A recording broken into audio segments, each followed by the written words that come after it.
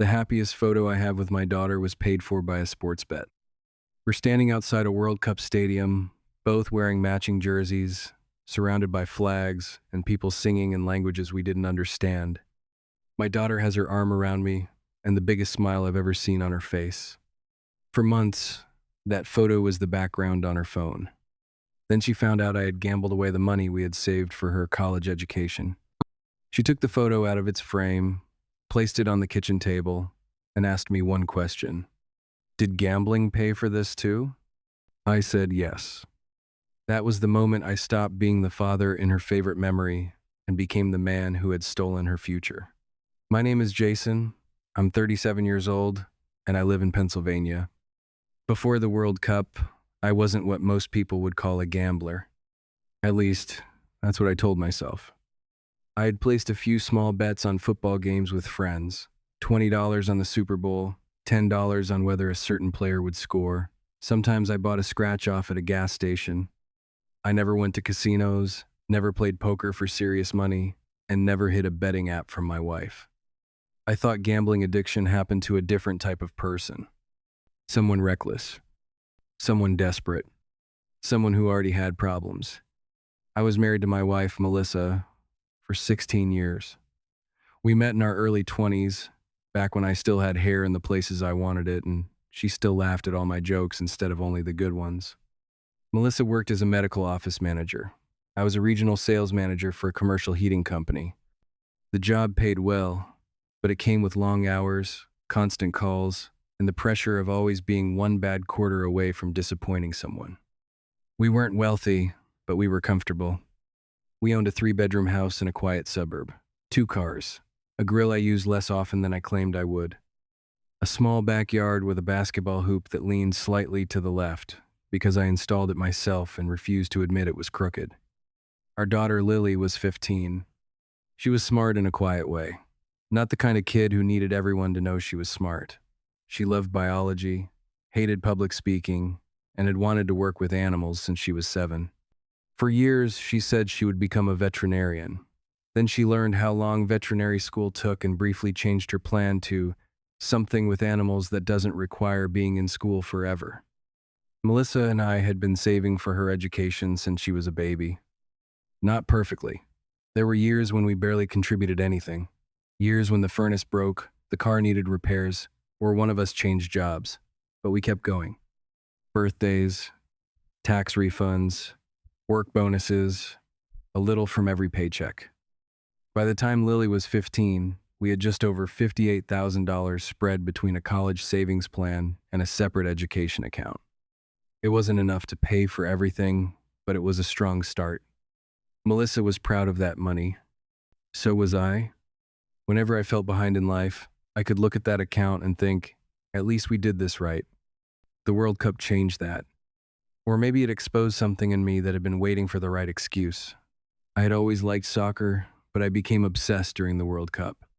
The tournament seemed to take over everything. Every television in the office, break room, was showing a match. People who had never watched soccer were suddenly arguing about lineups and penalties. Clients postponed calls because a game was on. My phone filled with highlights, predictions, statistics, and betting promotions. I watched almost every match I could. Sometimes at home with Lily, sometimes at work with the volume low, sometimes late at night after Melissa had gone to bed. Lily had started getting into soccer too. She didn't follow leagues or players, but she loved the atmosphere of the World Cup. The crowds, the flags, the way entire families seemed to live and die with every kick. One evening, we were watching a match in the living room when a betting advertisement appeared. Lily rolled her eyes. There are more gambling ads than soccer. I laughed. Pretty much. Melissa looked up from her laptop and said, "It's actually getting ridiculous." I agreed with her. Then I downloaded one of the apps after they went to bed. The promotion offered bonus bets for new customers. I deposited $50 and placed a small bet on the next day's games. I lost. I wasn't upset. It was $50. I had spent more than that on worse things. The next day, I placed another one. Then another. I liked the way betting changed a match. A game between two countries I knew almost nothing about suddenly felt personal. Every corner mattered. Every yellow card mattered. A meaningless goal in the 89th minute could make me stand up and shout in an empty room. A few days later, I built a parlay across several matches. I spent nearly an hour researching it. Recent form, injuries, expected lineups, goals scored, corners, card averages. I told myself that because I was doing research, it wasn't luck. It was analysis. I bet $250. Even writing that now feels ridiculous. At the time, it felt bold but reasonable. The first few legs won easily. The final match was close. I needed one more goal, and by the 85th minute, I had already accepted that I'd lost. Then there was a penalty. The player scored. My bet won. The payout was a little over $11,000. I stared at the screen so long that the app logged me out. When I opened it again, the money was still there. $11,000. More than I brought home in 2 months after taxes, earned in one afternoon while sitting on my couch. I withdrew most of it immediately. Then I ran upstairs to tell Melissa. That was the last completely honest thing I did with gambling for a long time. She thought I was joking. When I showed her the balance, she sat down on the edge of the bed. "You actually won this?" I nodded. "How much did you bet?" I hesitated before saying, 250. She looked less excited after that. That's a lot of money to bet. But look what it turned into. That sentence became the foundation of everything that followed. But look what it turned into. I paid off the remaining balance on one of our credit cards. I booked a nice dinner for the three of us. I bought Melissa earrings she had admired months earlier and bought Lily a new laptop for school. Then I saw tickets available for a World Cup match within driving distance. They were expensive, much more than I would normally pay for a sporting event. But I had gambling money sitting in my account, and spending, it felt different from spending salary. It felt free. I bought 2 tickets. One for me, one for Lily. Melissa couldn't get away from work, and honestly, Lily was the one who had been watching the tournament with me anyway. When I told her, she screamed. She threw her arms around me and said, "Are you serious?" I hadn't seen her that excited about spending time with me in years. That mattered more than I understood at the time. The day of the match was one of the best days of my life. Lily and I left before sunrise. We stopped for breakfast on the road, both wearing jerseys, and argued about the playlist. The closer we got to the stadium, the more crowded everything became. There were flags hanging from car windows, groups of fans singing on sidewalks, families wearing matching shirts, people trading scarves and asking strangers to take their pictures. Lily recorded everything. When we walked into the stadium and saw the field for the first time, she grabbed my arm. "Dad, this is insane." I felt proud, not just happy, proud. I had done this. I had given my daughter an experience she would remember forever. At halftime, she posted a picture of us with the caption, "Best day with the best dad." I saw it later and almost cried. The bet hadn't hurt my family. The bet had paid off debt, bought gifts, and created the best memory I had shared with my daughter in years. That became my excuse for everything. During the match, I placed live bets. Nothing huge at first. $50 on the next team to score, 25 on a yellow card, 100 on the final result. I won about $600. The stadium erupted after a late goal, and my phone showed a winning balance at almost the exact same moment. The crowd, the music, my daughter screaming beside me, the money appearing on the screen, all of it fused together in my head. Soccer, excitement, love, winning, fatherhood, they became the same feeling. On the drive home, Lily fell asleep in the passenger seat wearing her scarf. I kept glancing at her and thinking I had discovered something. Not gambling, an opportunity. The World Cup wouldn't last forever. There were only so many matches. If I was smart, I could use the tournament to build on the original win. I told myself I would stop when it ended. That made every bet feel temporary. Over the next week, I played constantly. Pre-match bets, live bets, parlays, player props, corners, cards, correct scores, games I watched, games I didn't watch, matches kicking off in the middle of my workday. At first, I used what was left of the winnings. When I lost $2,000, I told myself I was still ahead. When I lost another $3,000, I told myself the credit card payment and tickets meant the original win had already served its purpose. Then I won $4,800 on a parlay. That pulled me deeper. I started believing I had a real skill. I created spreadsheets, followed betting accounts, joined private chat groups where men called themselves professional analysts and posted screenshots of winning tickets. Nobody posted the full history, only victories.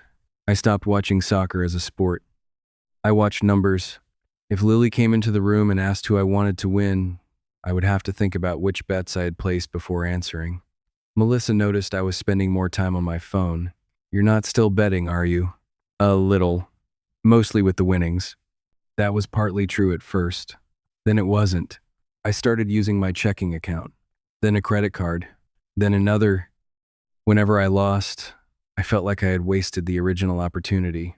The $11,000 win had proven it was possible. I just needed to find the right combination again. The closer the tournament came to its final stages, the more desperate I became. I told myself the matches were becoming easier to predict because the weaker teams were gone. In reality, I was increasing the size of my bets because I was running out of time. The World Cup ending started to feel like a deadline. One night, I lost $7,500 across 3 matches. I sat alone in the living room long after everyone went to sleep, refreshing my betting account as if the result might change. The next morning, Lily came downstairs carrying a small package. "I made you something." Inside was a framed photograph from the stadium, the same picture she had posted online. We were both smiling, her arm around my shoulders, the crowd blurred behind us. Below it, she had written, "Best day with the best dad." I hugged her. Then I put the frame on my desk beside the computer where I placed most of my bets. That detail still makes me sick. The photograph watched me do everything that came next. I had run out of personal money I could access without Melissa noticing. Then I remembered the education savings. I was the primary account holder. Melissa could view it, but she didn't check it regularly.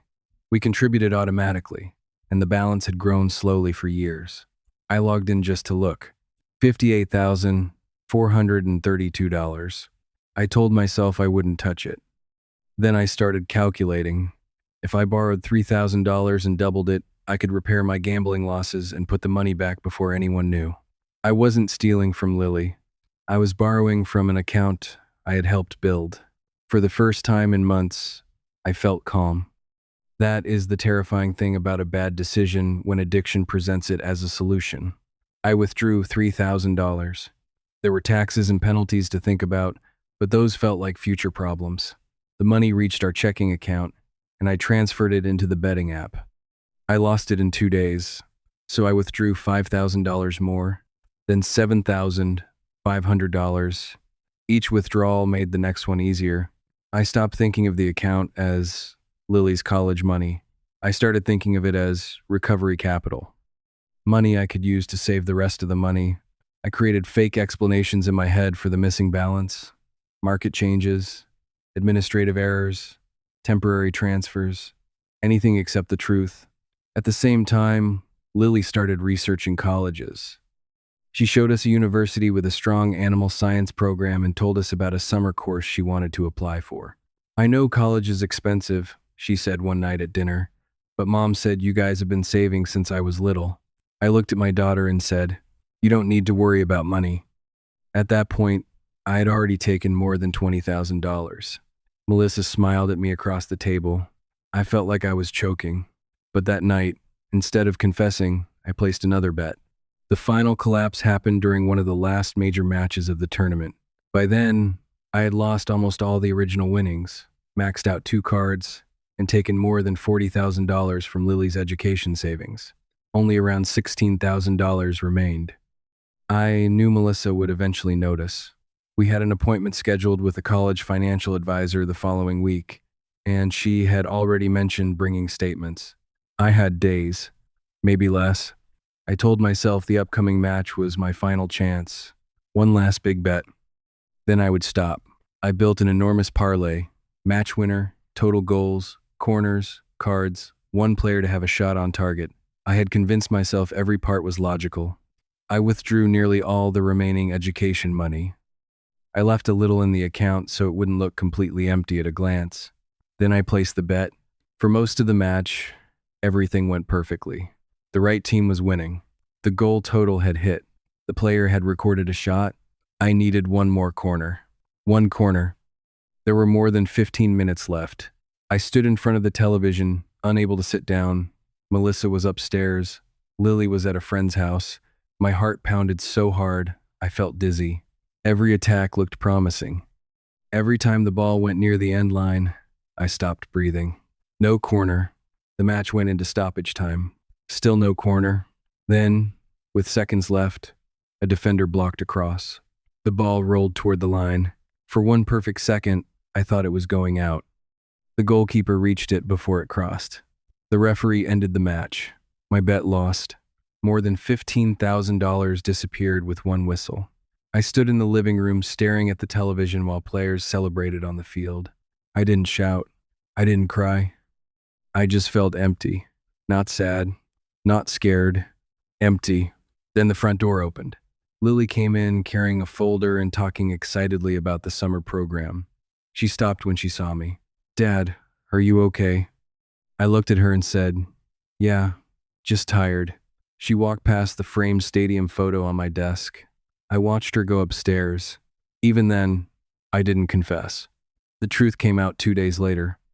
Melissa was gathering documents for the financial advisor. She logged into the education account from her laptop. I was at work when she called. Her voice sounded strange. "Jason, where's the college money?" My whole body went cold. I stepped into an empty conference room. "What do you mean?" "There's barely anything here." I tried to say the account had been moved. She interrupted me. "Don't lie to me. I can see the withdrawals." I said nothing. She asked again, "Where is Lily's money?" My silence answered for me. Melissa started crying. Not loudly. That almost made it worse. She whispered, "You gambled it." I said, "I was trying to put it back." She hung up. When I got home, the framed stadium photograph was lying on the kitchen table. Melissa was sitting beside it. Lily stood near the window with her arms folded. Her face was red, but she wasn't crying anymore. The bank statements were spread across the table. Every withdrawal, every amount, every year of saving converted into a list of transactions. Melissa asked me to explain, so I did what addicts do when the truth is too large. I started with the parts that made me sound less terrible. The first win, the tickets, the losses, the belief that I could restore everything, the pressure, the deadline, the final bet. Lily stared at the photograph. Then she picked it up. "Did gambling pay for this too?" I swallowed. "Yes." Her face changed. That moment was worse than being caught. Until then, the match had been pure for her. One perfect day with her father. A story she told friends. A photograph she kept beside her bed. Now I could see her rewriting the memory in real time. She asked, "So when we were there, you were betting?" I said yes. "You were betting while you were sitting next to me?" "Yes." She put the photograph face down. Then she asked, "How much of my college money is gone?" I couldn't say the number at first. Melissa said, "Tell her." "Almost all of it." Lily finally started crying. Not the way a little kid cries. Quiet tears she kept wiping away because she didn't want me to see them. "I studied for everything," she said. "I did everything you told me to do." I said, "I know. You told me not to worry." "I know." She looked at me with an expression I had never seen before. Not anger, disgust. "You made me feel safe because you knew I couldn't check." That sentence broke me. Melissa told me to leave.